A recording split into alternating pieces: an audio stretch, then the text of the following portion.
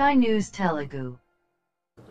గౌరవ ముఖ్యమంత్రి వర్యులు శ్రీ నారా చంద్రబాబు నాయుడు గారు ఎంతో ప్రతిష్టాత్మకంగా గౌరవ ప్రధానమంత్రి గారిని పిలిపించి మళ్ళీ పునఃప్రారంభం కింద సుమారు 58,000 కోట్ల రూపాయలు రాష్ట్రంలో అభివృద్ధి పనుల్లో పెట్టడం జరిగింది.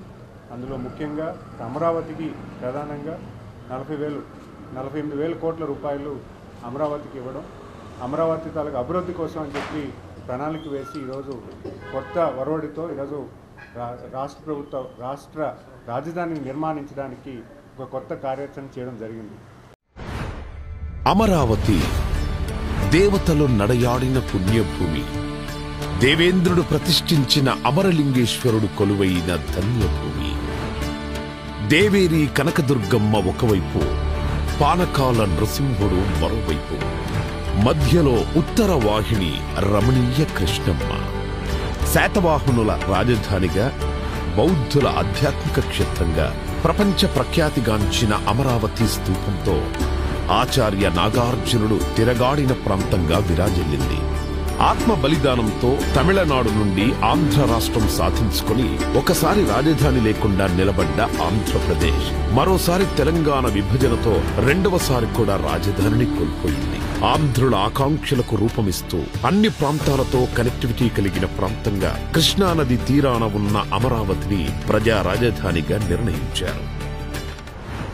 రాజధాని నిర్మాణం కోసం చేయాల్సిన మొదటి అడుగు భూసేకరణ.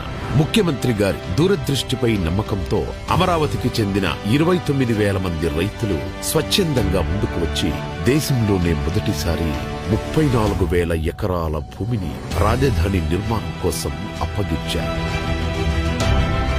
దేశవ్యాప్తంగా పవిత్ర ప్రాంతాల నుండి తీసుకొచ్చిన మట్టి, పుణ్య నదుల నుండి సేకరించిన నీటితో ప్రధానమంత్రి నరేంద్ర మోడీ గారి చేతుల మీదుగా ముఖ్యమంత్రి చంద్రబాబు గారి విజన్కు పునాది పడింది. అనతి కాలంలోనే సచివాలయం, హైకోర్టు భవనాల నిర్మాణంతో పాటు విఐటి, ఎస్ఆర్ఎం, అమృత, ఎయిమ్స్, ఎన్ఐడి వంటి ప్రతిష్టాత్మక సంస్థలు కొలువుదీరాయి. ప్రతిష్టాత్మకంగా తలపెట్టిన ప్రభుత్వ భవనాల నిర్మాణం మొదలుపెట్టే సమయానికి 2019లో ప్రభుత్వం మారడంతో అమరావతి భవిష్యత్తుపై చీకట్లు కమ్ముకున్నాయి. 2019 నుండి 2024 వరకు నాటి ప్రభుత్వం చేసిన విధ్వంసం కారణంగా 1,000 కోట్లతో చేపట్టిన నిర్మాణ పనులు ఆగిపోయాయి. రోడ్లు దెబ్బతిన్నాయి. దారి తెన్ను లేకుండా పోయింది. చదును చేసిన భూమిలో పునాదుల్లో నీరు చేరి పిచ్చి మొక్కలతో, పొదలతో 5 ఏళ్ల పాటు గ్రహణం వీడని సూర్యుడిలా అమరావతి మసకబారింది. 3 రాజధానుల ఆటలో రాష్ట్రానికి రాజధాని అనేదే లేక భవిష్యత్తు అంధకారమైంది. ఏ ఒక్కరూ రాజధాని కోసం గొంతెత్తలేని పరిస్థితి. ఆంధ్రప్రదేశ్ కోసం తమ భూములిచ్చిన రైతుల త్యాగానికి అర్థం లేకుండా పోయింది. మహిళలు, చిన్నారులు, రైతులు, ఇలా అన్ని వర్గాల ప్రజలు అమరావతి కోసం 5 ఏళ్లు యుద్ధమే చేశారు. అరెస్టుల్ని ఎదుర్కొన్నారు, అవమానాలను తట్టుకున్నారు, అన్యాయాన్ని ఎదిరించారు. అమరావతి నుంచి అటు అరసవల్లి, ఇటు తిరుపతి వరకు పోరుబాటు పట్టారు. పోరాట యోధుల గుండె పగిలి అమరులవుతున్న వాళ్ల ధైర్యం ఇసుమంతా సడలలేదు. 2024 రాష్ట్ర ప్రజల దీవెనలతో ఎన్డీఏ అఖండ విజయం సాధించి అధికారంలోకి రావడంతో చీకట్లను చీల్చుకుంటూ వచ్చిన సూర్యుడిలా అమరావతి తన పేరు సార్థకం చేసుకుంటూ పునరుజ్జీవం పొందింది. కేంద్ర ప్రభుత్వ సహకారంతో అమరావతి ప్రస్థానం మహోజ్వలంగా మళ్లీ మొదలైంది.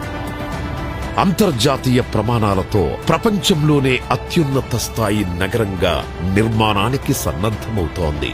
బ్లూ గ్రీన్ కాన్సెప్టుతో 3వ వంతు పచ్చదనంతో పర్యావరణానికి అనుకూలంగా కాలుష్య రహితంగా నిర్మితమవుతున్న ఏకైక నగరం అమరావతి.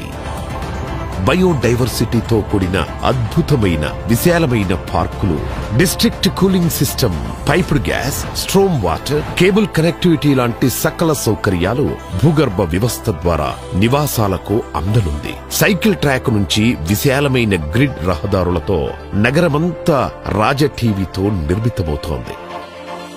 నేచురల్ వెంటిలేషన్ తో legislature, high court, land mark institutions తో భవిష్యత్ తరాలకు భూమిలో స్వర్గంలా విలసిల్లనుంది. ఒక స్మార్ట్ సిటీగా, భావి క్వాంటమ్ వ్యాలీగా ఈ నవనగరం ఆవిష్కృతమవుతుంది. అమరావతి కేవలం నగరం కాదు, 5 కోట్ల మంది భవిష్యత్తుకు భద్రతగా నిలుస్తూ ఆర్థిక భరోసానిచ్చే స్వయం ఆధారిత కల్పవృక్షం. రాష్ట్ర నలుమూలల నుంచి ఉద్యోగం, ఉపాధి కోసం పొట్టచేత పట్టుకుని వచ్చే ప్రతి ఒక్కరికి అక్షయ పాత్ర కానుంది మన అమరావతి.